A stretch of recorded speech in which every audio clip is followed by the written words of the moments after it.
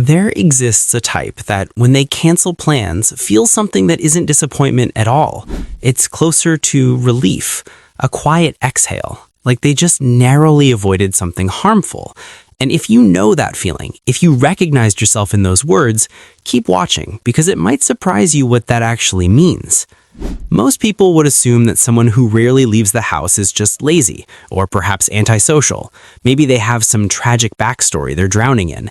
And look, sometimes those things are true, but the psychology beneath the surface, it goes somewhere deeper than the majority think to look.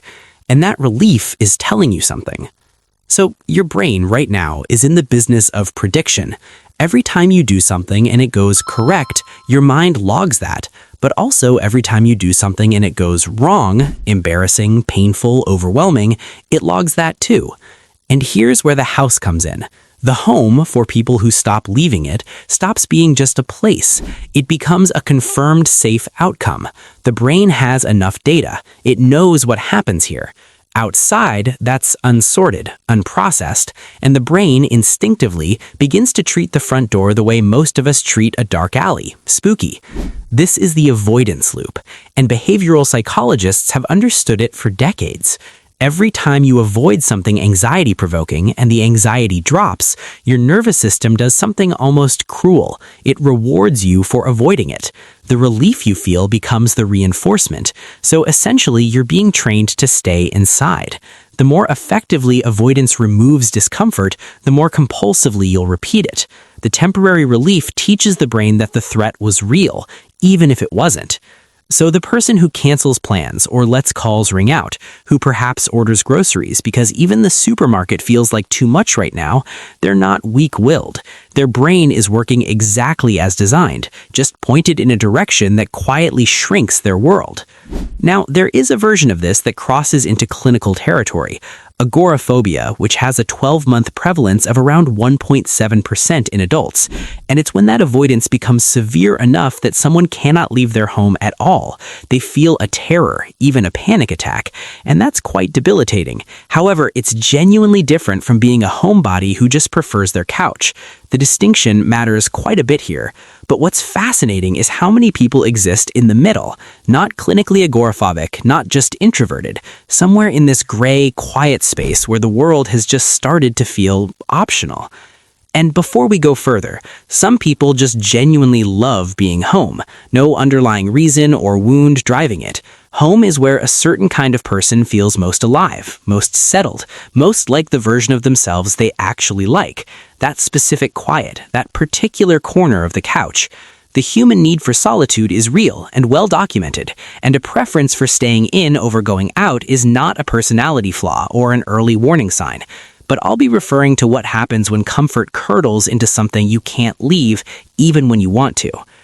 And the world we live in now has made that easier, because here's the thing about the last decade or so. For most of human history, not leaving the house had practical consequences. You needed food. You needed social contact for survival. You needed to physically show up to get paid. One by one, slowly, those frictions have been removed. Delivery, remote work, FaceTime.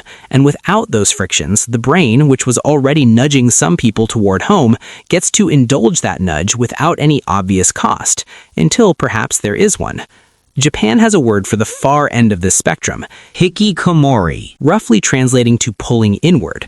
Coined by psychiatrist Tamaki Saito in the late 1990s, it describes people isolated in their homes for 6 months or more, withdrawn from almost all social participation. The Japanese government estimates over 1 million people currently live this way. What started as something researchers initially thought was culturally specific to Japan, the intense academic pressure, the rigid social scripts, and the shame of failing, has since been documented in the United States, Spain, Nigeria, Italy, and beyond. Wherever researchers have looked, they've found it, not in identical form, but recognizably the same thing. And the psychological profile is rather intriguing. These aren't people who stopped caring. A lot do care almost too much. Research consistently finds high levels of social anxiety, specifically the fear of being negatively evaluated, which is a very precise and exhausting thing to carry every single day of your life. Many experienced a specific humiliating event that broke something in how they saw the world as safe, a public failure, bullying, a relationship that ended badly enough to feel like evidence that people in general are a source of pain. And what makes this particularly hard to escape, when you stop leaving, you stop collecting evidence that the outside world is manageable. The brain never gets to update its information on it. The fear grows in the vacuum, unchallenged, fed by the fact that you're not there to contradict it. A 2024 analysis on 20,000 adults published in Frontiers in Psychology found that childhood social withdrawal was a meaningful predictor of social anxiety disorder in adulthood, suggesting the pattern once established does something durable to how a person relates to the world. And the world doesn't necessarily make it easy to come back. There's a shame spiral involved that people on the outside rarely understand, because if you've been inside for 3 months, 6 months, a year, you know that people will ask where you've been. You know that re-entering means explaining yourself or pretending nothing happened. The gap itself becomes the true barrier. The longer you stay, the higher the fence gets. Some people describe a kind of social debt that accumulates, every missed birthday, every unanswered message, until the idea of reconnecting feels like it would require more energy than they have left. Some people in this space, and I mean this without any kind of judgment at all, describe it as the only way to stay alive, psychologically that is, the withdrawal as protection. Researchers at the Minotauro Institute, a clinic that works with adolescents in severe social withdrawal, have described it this way. In the most serious cases, withdrawal is the only way to manage the fragility, saving one's own body. It's a description of what pain looks like when it has nowhere left to go. So where does that leave us? If this is something you recognize, not necessarily in its most severe form, but in that smaller, quieter version, the thing to understand is that your avoidance is making you feel better in the short term and worse in the long term. Though it's not a moral failing, that's just the mechanism, and it can be interrupted. The most evidence-based path through it is gradual exposure, not forcing yourself out of the house in one dramatic act of willpower, but slow, incremental contact with the things your nervous system has flagged as uncomfortable, small enough that the brain can process a new outcome, different enough that it can revise its prediction. The front door doesn't have to be conquered. The true goal is for it to become unremarkable.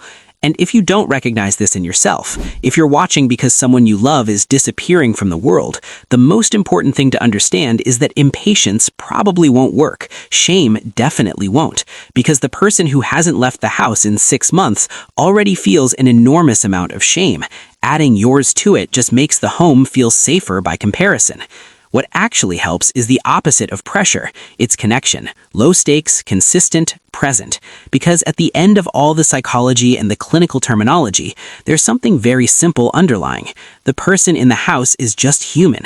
They're often afraid, and they found the one place where they're not. The question is whether that place stays a refuge, or whether it becomes a cage. One last thing, and only if some of this felt a little too familiar. Understanding this pattern is one thing, interrupting it is something else entirely, because knowing why your brain does this doesn't automatically make it stop. And the hardest part for most people is knowing what to actually do next. So I've linked a bundle in the description and pinned comment that's designed specifically for that stage. It's a set of simple, structured guides that help you break out of patterns like this, especially if your default is to avoid, overthink, or stay in your comfort zone longer than you want to.